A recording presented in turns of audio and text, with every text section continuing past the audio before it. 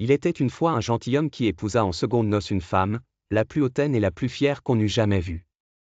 Elle avait 2 filles de son humeur, et qui lui ressemblaient en toutes choses.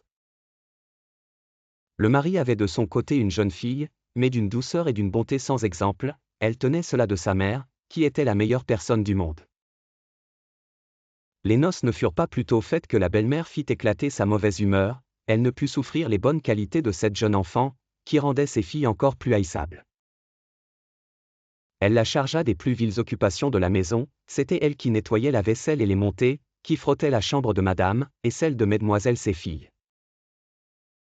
Elle couchait tout au haut de la maison, dans un grenier, sur une méchante paillasse, pendant que ses sœurs étaient dans des chambres parquetées, où elles avaient des lits des plus à la mode. La pauvre fille souffrait tout avec patience, et n'osait s'en plaindre à son père qui l'aurait grondée, parce que sa femme le gouvernait entièrement. Lorsqu'elle avait fait son ouvrage, elle s'allait mettre au coin de la cheminée et s'asseoir dans les cendres, ce qui faisait qu'on l'appelait communément dans le logis Cucendron. La cadette, qui n'était pas si malhonnête que son aînée, l'appelait Cendrillon, cependant Cendrillon, avec ses méchants habits, ne laissait pas d'être 100 fois plus belle que ses sœurs.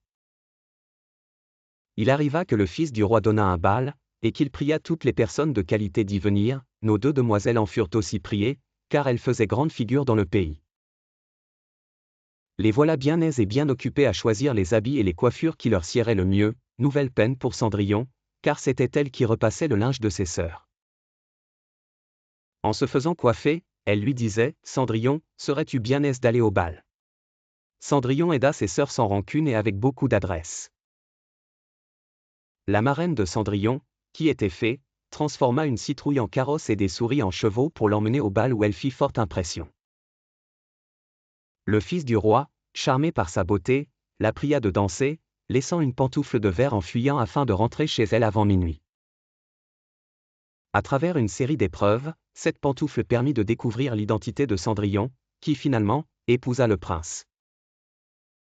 Cendrillon pardonna à ses sœurs, montrant une fois de plus sa grandeur d'âme.